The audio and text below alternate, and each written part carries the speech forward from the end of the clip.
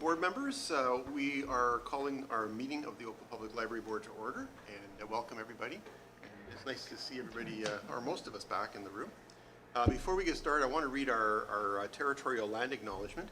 The Oakville Public Library is situated on Treaty 14 and Treaty 22 treaty lands and the territory of the Mississaugas of the Credit First Nation and the traditional territory of the Huron-Wendat and the Haudenosaunee. Oakville is currently home to many different First Nations, Inuit, and Métis people. Regardless of where we come from, we are all interconnected through the land that we live on, the water that we use, and the air that we breathe. We are committed to a continuous learning journey and allyship. We seek to elevate Indigenous voices and lived experience to cultivate reconciliation in Oakville, and it's very appropriate because June is Indigenous Peoples Month, and we had Indigenous Peoples Day on Tuesday, I think it was, and we unveiled our orange sidewalk to recognize the atrocities that occurred at residential schools at Thomas and Church. So if you haven't had a chance to see that, you should go and walk the new orange crosswalk, see the interpretive signs and the treaty plaques throughout the town. Madam Committee Clerk, do we have any regrets this evening? We have regrets from Andrew Cashman. Thank you. We wish Andrew to get well soon. So Andrew, if you're watching, get well soon, please. We want to see you back next month. I'm pleased to introduce, we have a new board member today, so welcome to the team, Savannah Chiblo, and we're so glad that you're able to join us. Thank you. I'm excited to be here. Great. Are there any declarations of pecuniary interest or conflicts, or I guess just pecuniary interest here this evening? I don't see any. Members of the board, we have the minutes of the previous meeting for your consideration. That was the meeting held on May 26, 2022. How would you like to dispose of those this evening? I would entertain a motion to approve. Savannah, oh no, you weren't here, so you probably shouldn't make that motion. I was going to say, you want to make your first motion, but that probably wouldn't make any sense. Yeah. Can I get a motion to approve those, please? Thank you, Bill. Thank you, Stephen. Any comments, questions, errors, or omissions? See none, let's move. Oh, all in favor? We get to call a real vote now. Opposed? That's carried. We have two items on our consent agenda. We have the Oakville Public Library key board agenda items, as well as the health and safety report. Does anybody wish to separate either of those items this evening? Or are you satisfied with the recommendations contained therein? Not seeing any interest in separating, so I'll look for a motion to approve the staff recommendations contained in those reports. Susan, thank you. Savannah, do you want to give that a try? Okay. Savannah will second. All in favor? That's carried. Thank you. We don't have any confidential consent items. We do have 7 discussion items, starting out with 6.1, which is the year-to-date financial status indicators for May 2022. Does anybody have any questions on this? I don't think we have. There's no staff report. I think it's self-explanatory. Nothing? Okay. Can I get a motion to approve that, please? Stephen, or sorry, Susan? I knew you put your head out looking at me. May the force be with you. Yeah, yeah. Stop your Jedi mind tricks. Seconded by Stephen. Thank you very much. Any further comments or questions? All in favor? That's carried. Thank you. 6.2, board newsletter proposal. Do you want to give us the high level on this? Sure. As the board will remember, those who were present at the January meeting when I presented the CEO goals for 2022, one of the items that came forward was a request to better promote the activity of the board to members of the public throughout Oakville. One of the proposals that the board suggested was a board newsletter. So we went back and we looked at different options. I reached out to similar libraries just to see what kind of board newsletters or communications they participate in. And what you have in front of you is 3 options based on the feedback that we received from those. So I'm happy to take questions on any of those 3. We also have included a recommendation from staff. Members of the board, do you have any questions or comments? Okay, so we do need a recommendation. If you want my 2 cents worth, since I was probably the one that came up with this brilliant idea, I do think C makes a lot of sense because it leverages the existing or communication channel. It also limits the amount of work that we have to put on the staff that are already working to the maximum capacity they can. And I think it will achieve the goal of, it's not so much promoting what we do, it's more along the lines of promoting the fact that we exist and that there is a citizen, I was going to say civilian, that's the other board, that there's a citizen involvement or citizen oversight on library activities. So that would be my recommendation. If somebody agrees with me, I would like, somebody could move that. Susan? Wait for the red.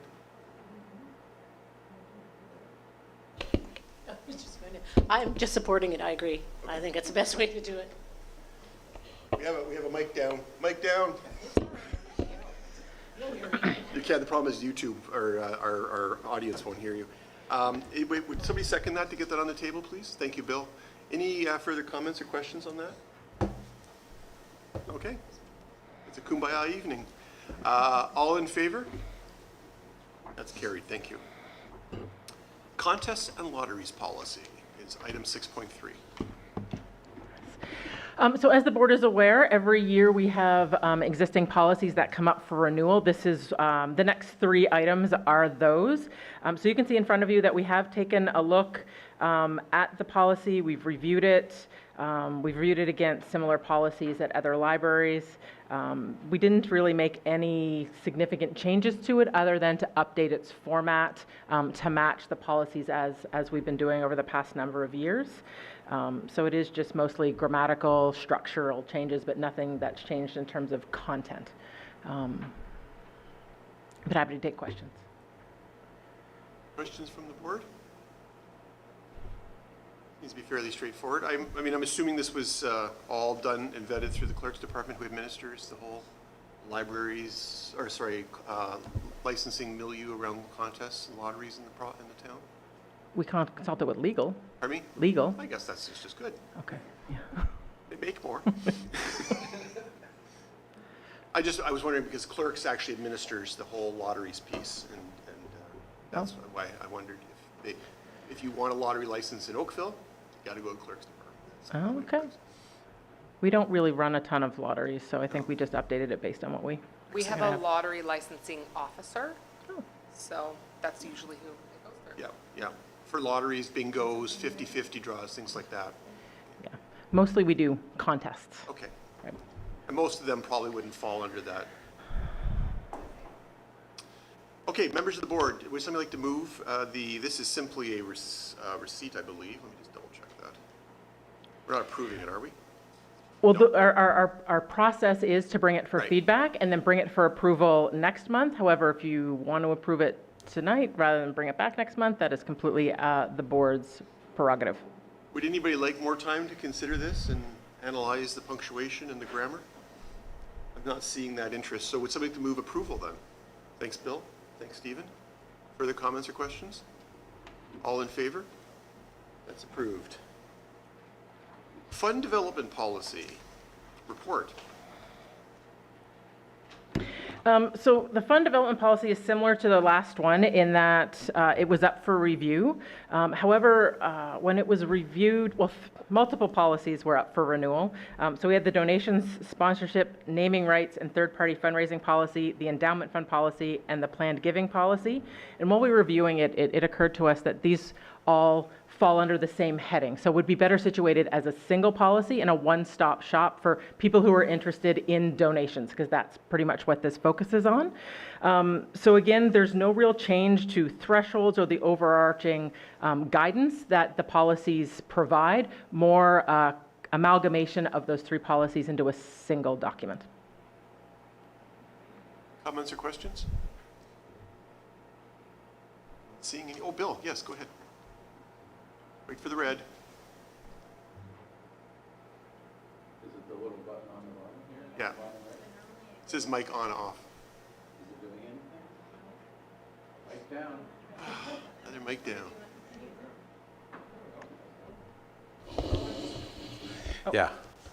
I just had I was just wondering as I was going through this fund development policy, and I mean there was a lot of information here. But when we take things like donations and what have you, is there a sort of a mechanism to? And the only reason why I say this because I was watching something on 60 Minutes the other day, and it was, kind of eye-opening. But money that's coming in like, how do we know it's clean money? You know, like banks, the banks are, when money comes in, if it's over $10,000, there's a, there's a whole report that you have to fill out, so you know where the money's coming from. It's like a reputational risk issue. Right. Is there anything like that in here, or? Not that I know of. I will say that we rarely deal with donations that big, although we hope to, but that is something we can look at and maybe include in here for next Yeah, time. no, I was just wondering, because you never know, right? I Yeah. mean, we could be bringing in money that's coming from who knows where, and, people, I don't know. I don't know if donations is something that, people that might try to be hiding dirty money, but it's a possibility, I suppose, for things like donations. Yeah. I don't know. We do Anyway. specify where we do not accept donations from. There are industries, tobacco, alcohol, that we do not Right. accept because Right. they just don't match our values necessarily. But in terms of where that money originated from, we don't. But we'll look into it. Yeah. It was just a thought. Actually, it's a really interesting, point. Yeah. I wonder if that's something that we should send back, since this is the consultation point. We should send that back to have a look at that. Yeah, because you don't want to, you take a donation of some sort and then later find out that it was actually, money from, suspicious places, and it would look potentially bad on the library for. I'm thinking, in addition to that, you could potentially have a donation from somebody that may not be upfront about what their ultimate goal is. Yeah. To be a sponsor. Well, that's somebody true, too. that's, trying to influence something in town and wants their name on something and then turns around. Yeah. Yeah. Suddenly you discover. That's a good point, too. Yeah. Joe has Joe reviewed the policy. Joe, go ahead. Yes, so there is language in here that anything over $5,000 Yeah.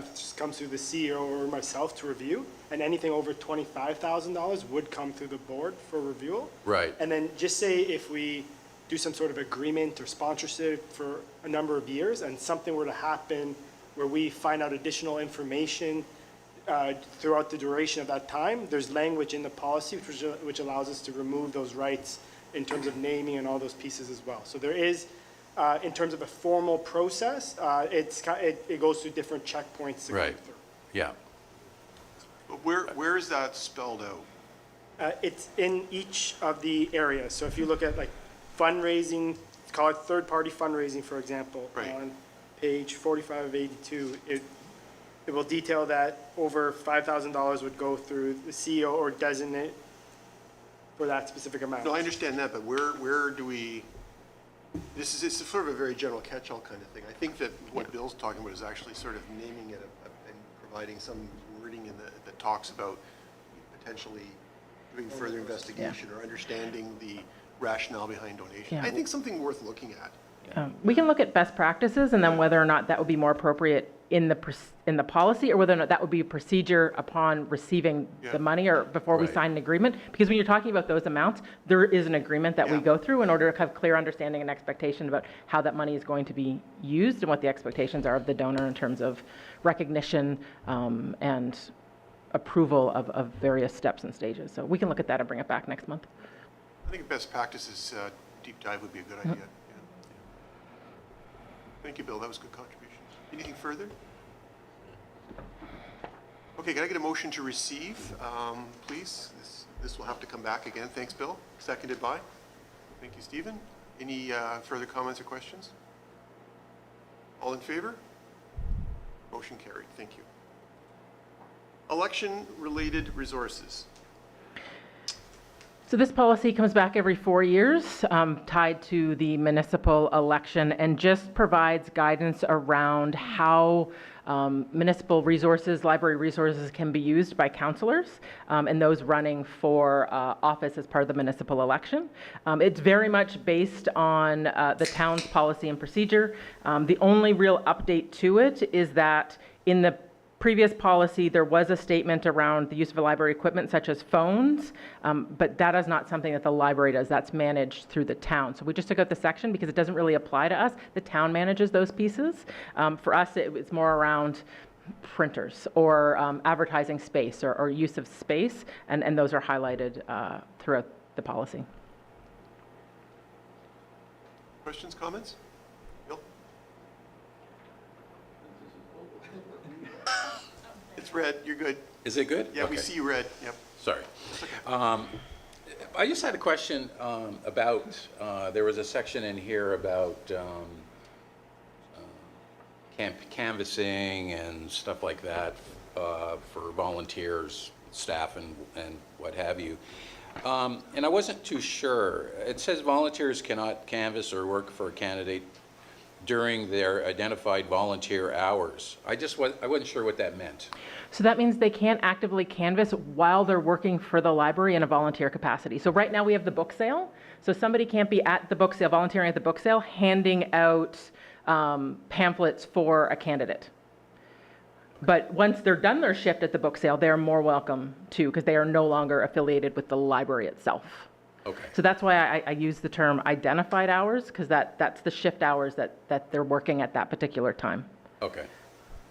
So it doesn't matter, like, we're volunteers, so as long as I'm not canvassing during our meeting, everything's okay, right? Correct. Okay. So you're volunteering? I don't know. Okay, I'm trying. okay. Stephen? Well, I was actually going to specifically ask about boards, because we are volunteers. I know we had this conversation 4 years ago. but Yep. two business cycles, one pandemic ago. So are that. we legally volunteers as contemplated in this policy? So my understanding through different conversations is that the boards are governed by the town. So you'd be covered under their policy and procedure, which is in fact this, just for the town. So either whether you're covered under ours, yes, Not it that I would, have intention. it would apply to you, that this meeting couldn't necessarily become a canvassing or promotion meeting for candidates running. Okay, just wanted to be sure. Yep. It does, however, mean that I lose my name tag after September 1st. I'm just kidding. Well, we just white out. We just white it out, yeah. Okay, further questions or comments? I have a question. Has this been, again, I won't say vetted, but have you discussed this with the clerk staff? And the reason I'm asking this is because there was a surprising revelation when I registered for my candidacy this time. I had always assumed and had always complied or tried to comply, except by accident periodically, with the concept that you can't ever use a logo or be on town property or everything. But apparently there's been some clarification that if you have your picture taken in a town facility or a logo appears in a photograph or anything like that, if it's from a location that the public has equal access to, that it's no longer forbidden. So I was shocked by that, and you probably noticed that as everybody was registering this year, they all got their picture taken in front of town hall, Yeah. which always was a no-no. And this was explained to me when I registered. So I'm just curious, because if you look at 1B, I'm just wondering if that's fully on side. No, we can absolutely look at that. We did review this against the current town Right. policy and procedure, and it matches, but if they're in the process of updating theirs. I would suggest that you go back to our election expert. I can't remember her name. Jessica, do you? You could contact Antonio Mancuso. Yep. And just double check on that. Okay. And really the only reason I raise it is because it could avoid potential conflicts. Because every election, I know staff have to argue with candidates, and there's always hard feelings as a result of it. So it's better to just be totally clear on what those rules are. If I'm wrong, then great. But if I'm interpreting the way that it was explained to me on my registration day, there seems to have been a big shift. Okay, I'll talk with her. Thank you. Anything further? Seeing none, can I get a motion? Seeing none, can I get a motion to receive, please? Thank you, Stephen. Thank you, Bill. Any further comments or questions? All in favor of receipt? And that's carried, thanks. Performance and measures, comparison report Q1 2022. So the board will remember that at the last board meeting, it was requested that we bring back our Q1 report and adjust our comparisons from 2020, 2021, to 2022 to 2022 to 2019 in order for the board to get a better sense of what recovery is looking like. So what you'll see is basically the same report. There are some instances where you can't necessarily match it up. But overall, I think it gives the board a good overview of where we are. The only thing that I think I'd like to point out, we did mention this at the last board meeting, that physical circulation still tends to do quite well. We are about 80, 85 of where we were pre-pandemic. Where we're just starting to see some increases, and I think Q2 will probably show some significant improvement, is in terms of foot traffic. We're definitely seeing more people come into the branches. So we're excited for that because that has held steady at roughly 40% for about the last 6-7 months. But I think summer's bringing people out and we're having more in-person activities, the book sale, programs, events, and it's starting to draw people in. You're starting to see some changes in comfort level. So we're excited about that. I will flag that digital circulation continues to be a challenge for us in terms of comparing one-to-one. And what I mean by that is it's very easy for us to provide statistics around cloud library and ebooks, because the way that licensing works for ebooks is very similar to the way they function in physical books. So it's easy to make those kind of comparisons. But we also, in digital circulation, we also include things like LinkedIn Learning, where they changed how they measure it. It used to be certificates completed, and now it's videos viewed. So again, it continues to kind of shift on us, so it sometimes is a bit misleading with those statistics. We still put them in there because it still shows activity, but it doesn't necessarily, a ebook read, an e-audio book listened to, a LinkedIn Learning, they're not all necessarily comparative uses, but we're still trying to figure out a good way to kind of accurately show them. But beyond that, happy to take questions. I noticed the 4,400% increase in that one. Yeah. Stephen? There we go. I've always thought of this question, and today's the day to ask it. Is it possible, or do, maybe put it this way, are there correlational trends between what people are taking out and the economy? Like in the sense that, and I know we're not Google, they can do analytics by the microsecond, but are we, we're heading into what would appear to be a significant recession. We were talking. I'm just curious, and then, or at the front end of the pandemic, and not to sound too cute about it, but making bread was all the rage. So are people, Yeah. is there a correlation between what's happening broadly speaking, or are people taking out books on Ukraine and Russia? And I know it's impossible to prove, Yeah. perhaps, but I'm just wondering, broadly speaking, are there correlations between what people are taking out and the current affairs that we see? I mean, I think I can speak to that anecdotally, but we haven't necessarily run the statistics against the catalog to see what the key trends are in terms of subject heading. I mean, we can do that. We don't tend to. We tend to do it end of the year to kind of look at the year as a whole. I do know you brought up the example of bread making. That I can 100% say that yes, our bread cookbooks did very, very well. I'm sure they did. During that time. A lot of crafting books also did really, really well exactly, for that. I would suspect that a lot of political books around the situation in Europe, definitely. And we were promoting them as well, right? As those situations come up, we put up book lists and we can kind of track the hits to the book lists. HIP is another good example. We do sometimes check HIP, and Marcus is very good at saying we're seeing these trends, food insecurity. Of course, We are hearing, I think I heard a statistic that, by the end of the year, 1 in 5 Canadians will use a food bank. Because we are using that, okay, how do we use that information? How do we kind of build that support and shore up what we're doing? So Marcus does provide information on what they're seeing through the community services database. So we do use that as well, but it's not something we deliberately do on a regular basis, no. Yeah, no, and I understand that, and there's an anecdote which is useful, but also, as you say, it can inform if there's a macro trend that's measurable and notable. Yeah. Does that inform, a speaker series, like having economists come in to talk about it, or whatever? So no, I hear what you're saying, so thank you. Yeah, no, thank you. Anything further? I guess I just have a basic question. Is there anything that staff are looking at and thinking is an alarming trend? Do you see anything in these numbers? I think it's still so much in flux. I think as we get into Q2 and Q3, we'll be able to highlight, okay, these are areas that are concerning, that we're not seeing them return a little bit. There's a couple things we're keeping, footfall, I was hoping in Q1 we'd see a little bit more.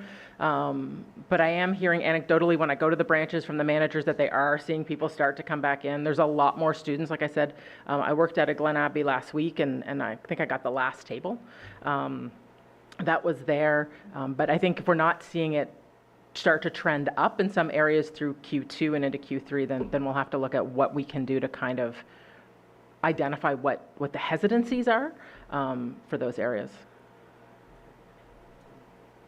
Anything further? Can I get a motion to receive the report, please? Savannah, thank you very much. Seconded by? Thank you, Susan. Any further comments or questions? All in favor? That's carried, thank you. CEO update, the best part of every meeting. Oh, yes. I've got a fun one today, too. Oh, good.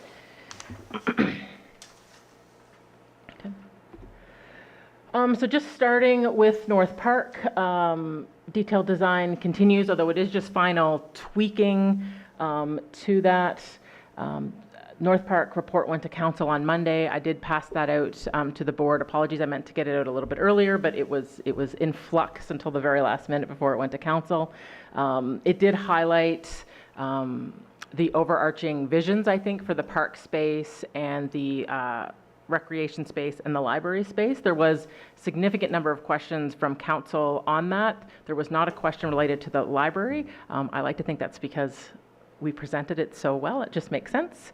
But more importantly... Councillor Knoll. Yes. Tara, I can't hear you. Oh,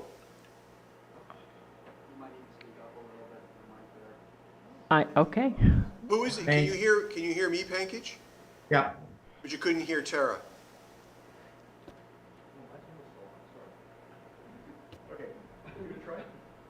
Can you hear me now, Pankish? Okay. So yeah, the council, I know, the report went to council on Monday, provided an overview of the current project, but more importantly, as I've indicated at the past few board meetings, we are seeing some cost increases related to that build.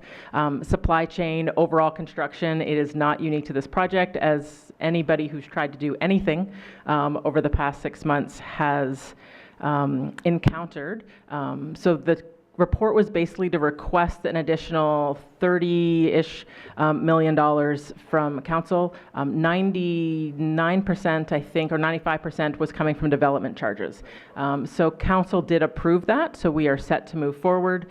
We're just finishing detailed design. The next step is, of course, identifying a contractor to come on board and start that build.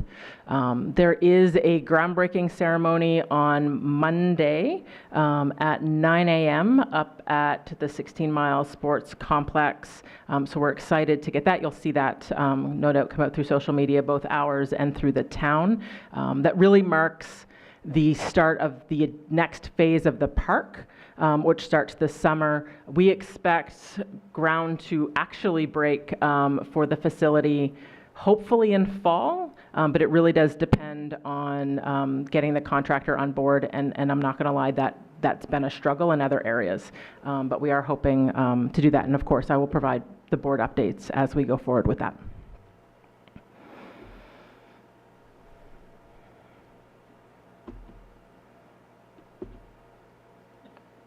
No, this button, this button, this button.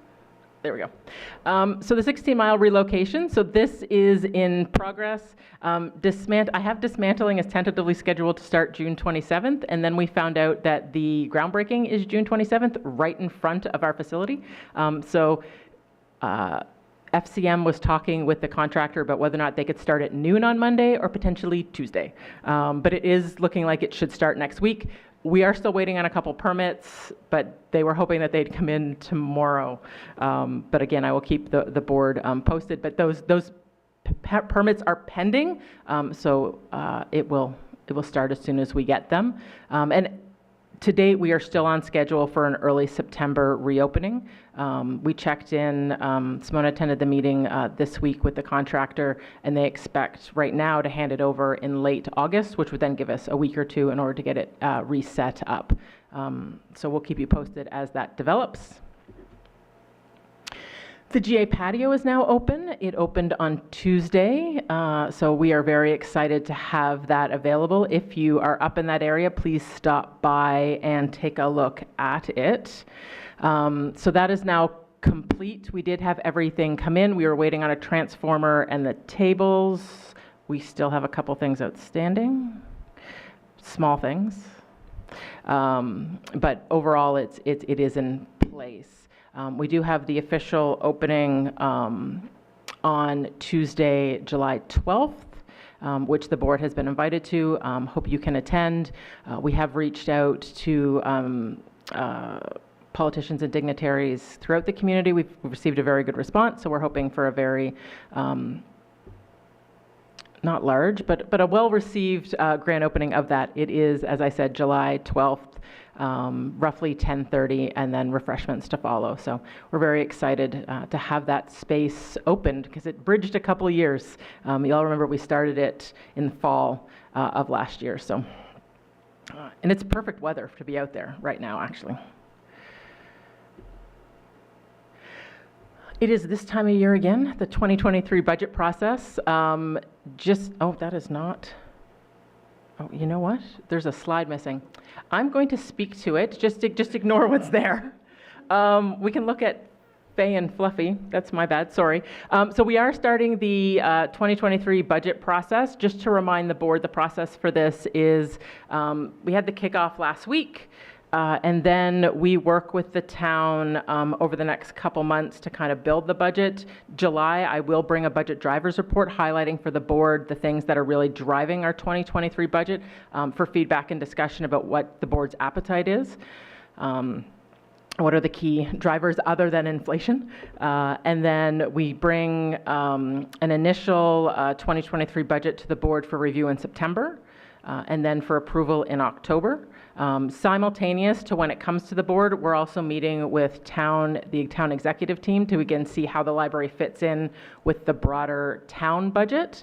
Because we are a lower tier municipality, we do have to balance to what the town portion is in terms of also the region and the school board. So how we as the library fit into the town, but also how the town fits into the region. And then because it is an election year, the budget will not actually be approved. I guess they're tentatively targeting February. So just an awareness that because it is an election year, normally it gets approved in December, but because it needs to be approved by the new council, it will be in February. So in July, we will bring the budget drivers report, and then we'll go from there. Any questions on that? I do have one quick question. So that the schedule, the timing schedule for the board, doesn't fall through. Thank you. With respect to the budget schedule, other than, the adoption, obviously, when the new council's sworn in, but are we still maintaining the same schedule that we traditionally have then, notwithstanding that? Yeah, so the budget drivers in July, the first look in September, and then approval in October is what we've done the past number of years for both the operating and capital. Right, and so that remains the same schedule even in an election year? The town has requested that we keep the same schedule. Thank you. Yep. So June's been a fun month. It's been a busy month for us. So just some photos. We did have our drag queen story time at QEP. That was very well attended. I did attend, and there was some beautiful moments between Flay and Fluffy and some preteens in the audience as well as the children. This is a picture of Faye and Fluffy along with our summer reading coordinators. So if you ever get a chance to go to a drag queen story time, I do recommend. OPL was also invited to the flag raising at two different events. In the top corner, it was the pride flag being raised at Town Hall. And in the bottom corner, we were invited also to the pride flag raising at the Halton Regional Police Service. So we were very proud to be invited to both of those. And as Jeff indicated, we were also invited to attend the unveiling of the orange sidewalk on Tuesday morning at on Church Street. Church and Thomas. Church and Thomas. It was a lovely event. and very, I think, much needed to bring attention to what's continuing to be unveiled and discovered at residential schools. More beyond the sidewalk is also the Moccasin Project, which is something that we're looking to get a bit more involved in, and how that is spreading, and how we're bringing awareness to the Moccasin Trail as well as the Moccasin Project. So there are signs there. There'll be permanent plaques to honor it. So, and there will be, the town is also in conjunction with the Oakville Museum is doing a heritage walk of the Moccasin Trail this weekend. So you can look that up on the town website. So our Friends of the Library book sale has returned after a very, very long hiatus, which was good because the books were slowly pushing us out of Central Branch. Everybody has definitely been doing some spring cleaning, I think. And people read a lot during the pandemic, I promise you. So it started today. It was pretty packed. I was talking with some staff who actually had to move offices because of the number of people that were coming through. It was quite loud. So we'll bring the results of that, but it continues through Sunday. So if you were looking for some new reads, please stop by. So just a show. We're also running a new kind of option. Previously, we'd always gone by weight. And so we do not go by weight anymore. But there is an option to buy an OPL bag for $15, and as much as you can put in it, you can walk away with. So we're looking to see how that is responded to. So again, more information will come in July about how this all turns out. And then I think for the past couple more meetings, we've been talking about the book bike. The book bike has landed. So Joe and Marcus biked it from Central down to Bronte Park earlier in the week. And it has been extremely well received. So it is in partnership with the Bronte BIA, and it is featuring books for the customers that are basically coming from our donations. So they're not checking them out. They can borrow them, read them there, and return them. They could grab one and just take it home with them. It's very similar to how we operate our Friendly Find shelves throughout, because we wanted it to be really simple, not to take up a lot of staff time. So it is in a fantastic location. We've already gone through 4+ boxes, and it got there on Tuesday, yeah? So there was an email from the Bronte BIA. It was like, we need more boxes, which is fantastic. So it'll be out. So it sits with them. Bronte BIA has volunteers who pedal it out every morning and kind of oversee it. There's seating there.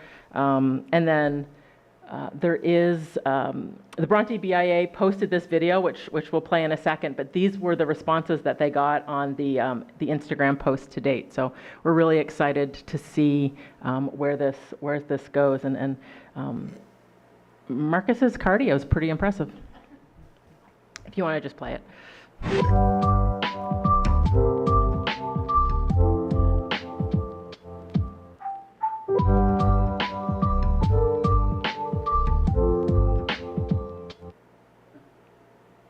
Yeah, we actually got an email late this afternoon from Councillor Robinson with a picture of her sitting next. Robertson, sorry, my apologies, sitting there reading a book next to it. So we're definitely excited to see how well it's been received by the community. So That's the best comment ever. It's better than popsicles. and that's all. I'm happy to take questions or comments about that. Is there any possibility of expanding that book bike program to other parks or other places in town? You know, we definitely had that conversation. This was kind of a pilot for us. The BIA purchased the bike for us. However, after this summer, it is ours. So we are looking at next year maybe doing more of an active book bike. So actually having a staff member pedal it around. We might get them an electric bike. This isn't an electric bike. But have it travel around to different parks and set up. Definitely a number of libraries have that program in place. So we'll test it out here, and then we'll kind of explore that, I think, for next summer, because I think it would be well received. Yeah, that's sort of why I was thinking in particular, like, I know that there's lots of awesome parks in town, but every day I drive by Memorial Park, which is one up in Ward 5. Right. And it is just like teeming with people. And I think it'd be like an absolutely awesome opportunity to connect with some of those folks in an area that's not particularly well served by libraries. Yeah. And that's very cool. Yeah, Any comments or questions on the report? See any? Can I give 'em- Colleen. Hey, Colleen. Hi, I apologize, Counselor. I'm having trouble hearing you on your mic. Oh, I wasn't talking about you, honestly. It's coming across as distorted or something. Okay. I don't even, I was asking about whether or not this is something we could consider in other parts of town. Can you hear me? No? So?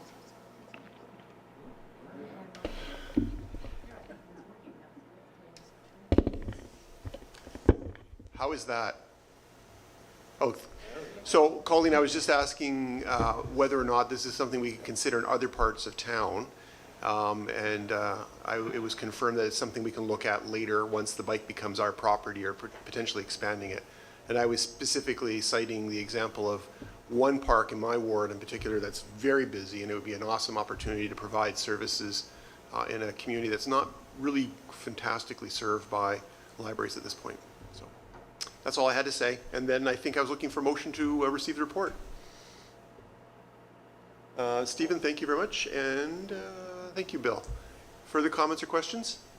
All in favor of receipt? That's received. Thank you very much for the report. We do not have any confidential discussion items. Does anybody have new business to bring before the board? I don't see any. I have a couple quick announcements. I may as well use the opportunity to mention. RibFest starts tomorrow in town, run by the Oakville Trafalgar Rotary Club. I guess a bit of a conflict of interest because I'm a member, but notwithstanding that, it's a great event. It's a drive-through this year. All the money that they raise goes to local and international Rotarian causes. So if you're hankering for some ribs or chicken or other sorts of treats and snacks, head on over to Sheridan College starting tomorrow at 4 p.m. They're operating Saturday and Sunday, and hopefully they'll be back live with a full-blown event next year. The Oakville Film Festival starts tonight, actually right now. They're unspooling a film at the Oakville Performing Arts Center for their gala premiere, and that festival runs through to Sunday. It's their first year back after 2 years of hiatus and being virtual, so if you have the interest in film, there's lots of tickets available. Visit offa.ca for more information. And if you want more information on the RibFest, it's oakvillefamilyribfest.com. Not a short URL, but easy to remember. So those are some events in town this weekend. I know there are lots more, so I hope that my colleagues here on the board will consider checking some of these events out, and anybody that might be watching today, hope to see you out there because it's going to be a fun and warm weekend. So with that, our time and date of next meeting, when is that? I'm always confused in the summertime. It's July. It is July. My mic. Oh, July 28th. So are we not having a meeting in August this year? Correct. Is that correct? Okay, I just want to make sure. So we'll see you on July 28th, and... We technically have a meeting tentatively scheduled, and then just, Yes, if there's no material, then we yeah. can. Because I know that that meeting usually coincides with AMO and a bunch of other Yes. things toward the end of the month as well. Yeah. Okay, members of the board, one more time for new business, I guess. Seeing none, before I adjourn, I just want to thank anybody that took the opportunity to tune in to our first board meeting, televised board meeting in our community rooms. We're so happy that this is one of the few good parts of the pandemic was some of the transparency things that we've been able to incorporate into public governance, and these televised meetings I think are a great way to shed light on the management of your library system. So thank you for tuning in. Hopefully we'll see you in July, and as always, if you have any questions or comments, feel free to reach out to myself or to the CEO. We're certainly happy to have your feedback on the operation of your library system.